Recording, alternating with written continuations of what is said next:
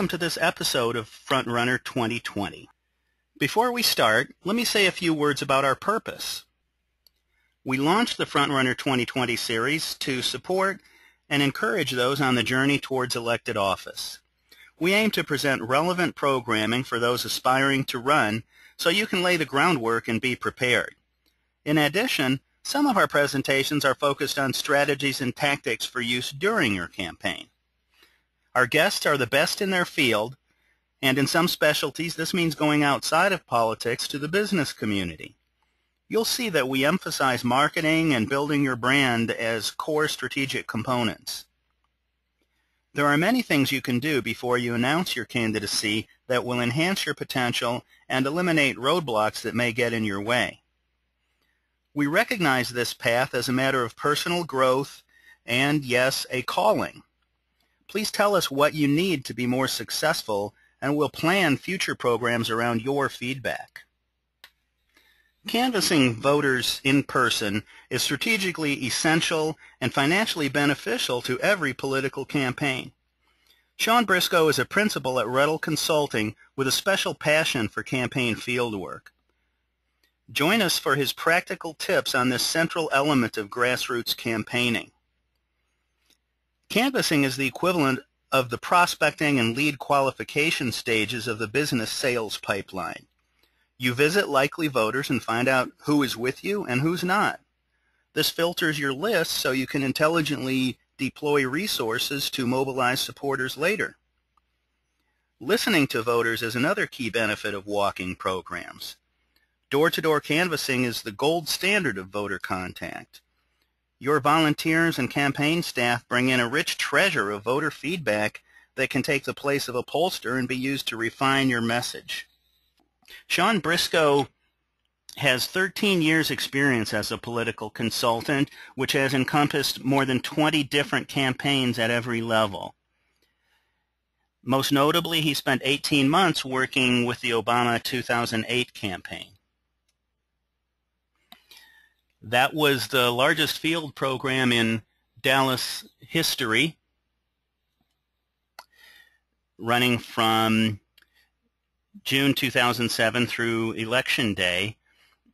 They knocked on over 250,000 doors and involved more than 6,000 volunteers. And during that cycle, this effort helped to win or protect 4 State House seats. Sean, are you ready? I am. Well, let's get started then. All right. Well, thank you everybody for coming. Really appreciate it. We've got a couple of quick questions that we're going to start out with, just to get an idea where everyone's at. They're pretty straightforward. I'll let Ron take it from here. Have you ever participated in a walking or field program? Select yes or no. Well, no surprise, this is the type of audience that is active in politics already. Yes, 100%. No, 0%. Sean? Well, that's awesome. That's exactly who I want to talk to. All of you have been in it, and you know what it means to actually knock on these doors. So a lot of what I'm going to tell you, you're going to really relate to as far as what some of your personal experiences are. And at the end of this, I would really be interested to hear about how you felt relating to whatever population you happen to be canvassing with. So we have one more question just to set the mark as far as where we can go with the rest of this webinar. Do you think the job of a walking program is to change minds? Yes or no? Do you think the job of a walking program is to change minds? Yes, 40%. No, 60%. Sean? Well, I'd like to tell you that the ones that said no are pretty much 100%, although you can change minds in a field program or canvassing or walking or whatever you want to call it. The real purpose of a field program is to really just reach out, and it almost acts like the eyes and ears of a campaign. It doesn't act as the mouth.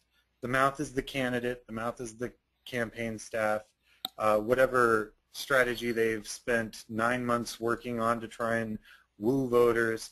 That's what a field program is going to do. That's what the campaign's going to do. And the field program's job is to sort of get an idea as to what the campaign's walking into. A field program is the best way to describe it is if you're it's like an organism. It intakes information and it exhales the campaign. And the field programming aspect of a campaign, which I personally believe is the most important part of a campaign, is a cornerstone and allows you to really understand what kind of campaign you're going to need to want to run to win. Your next question really is, how do I go around building a field program? Depending on the size of your campaign, you're going to look at the size. As far as geographics go, you can have districts as small as 20 precincts, which would be a very small city council race or a board of education race. You can have districts, of course, as big as a state and or if you're running for president of the country. And each campaign has its own advantages and drawbacks. For example, when you're looking for volunteers, which is sort of the next big part of how do you build your field program, the larger the district, the more potential volunteers you have. Also, the more volunteers you're going to need to cover that size district. Data is another interesting issue. Depending on where you're running in the country, different counties have completely different formats.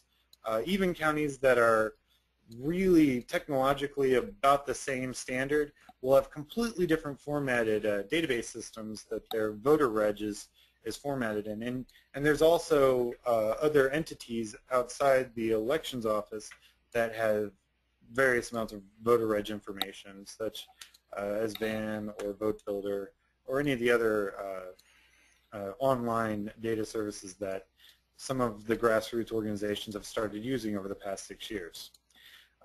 The other key fact in a field program, and probably the most important after people actually physically knocking on the doors, is the follow-up. Because, it's one thing to find the voter. It's a completely different thing to actually get the voter engaged and operating inside your campaign, even if it's at a precinct or even street level. That follow-up is super important because it shows the voter and the volunteer that's out there knocking on doors that you care, that the work they're doing matters, and that you respect their time enough to spend your time talking to them about their time that they've spent working for you. So it's really, really important the follow-up take place, and it happens at every level. It happens if you're, let's say you're operating in a larger district where you're perhaps maybe coordinating with a county-wide coordinated campaign of some sort. Well, if your district's big enough, you may have multiple campaigns operating inside your inside your district. If that's the case, follow up with those campaigns. Find out what's going on. Follow up on the precinct level, which would be sort of the next step down. And then to go any further into that precinct, follow up on if you have block captains. Every level counts. If you can get the vote out at whatever level you're trying to operate at, it's a win. So I cannot stress follow-up enough. Now, where are you going to follow up? Where are you going to send your volunteers? It's all about the targeting. How do you target? There's a lot of different ways around that. Mostly it involves looking at maps that you might be able to find on Google. It's not impossible. I found a few. You really got to consider the source. The two maps that you see in front of you are based in the 2004 election cycle. It's a presidential cycle. This is Dallas County, for those of you not familiar. The map on the left is a map of basically your voter density per precinct, which is very important to know. And you can sort of see where the population densities are. and it looks like, you know, everything is worth walking in Dallas County. Well, if you look at the map on the right, that's actually voter population by square mile. It's very important that you pay attention to the map on the right when you're out walking, because the gold standard to rate your efficiency as a field program is what is the distance between voter 1 and voter 2. I have candidates that talk to me, ask me the question all the time, hey, I've got 45 precincts, how long does it take to walk that? My answer to them is, how big is the front yard? Because if you have a really nice single-family housing precinct and their yards are shallow, well, to walk from one front door to the next front door that you need to touch will be a lot faster than if they have very deep, big front yards. It's weird, but something as simple as that, as an aggregate over a 9-month period with, you know, 100 volunteers out there, believe it or not, will add up to hundreds of hours of spent time walking up and down just the sidewalk leading to the front door. So when you're driving around your district and sort of looking at it, pay attention to how far apart the houses are. How big are the lots? How deep are the front yards? Because that's going to be the real on-the-ground issue that's going to determine how fast a volunteer can actually hit a door.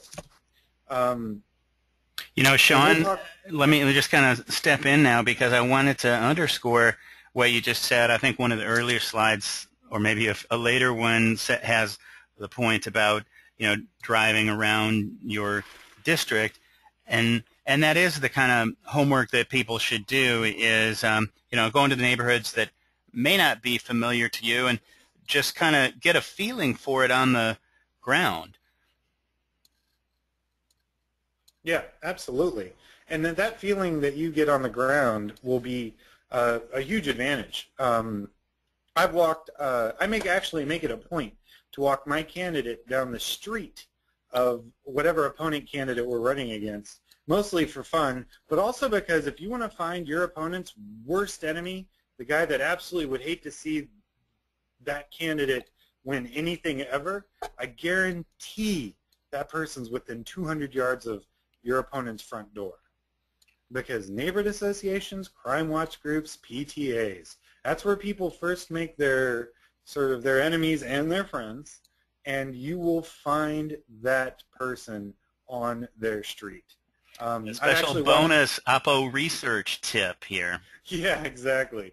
I've walked a candidate down the street of an opponent, and we got a $500 donation to the campaign simply because, and then literally the letter said, it takes a lot of you-know-what to walk down the street of this guy. You've earned your $500, and that is a true story.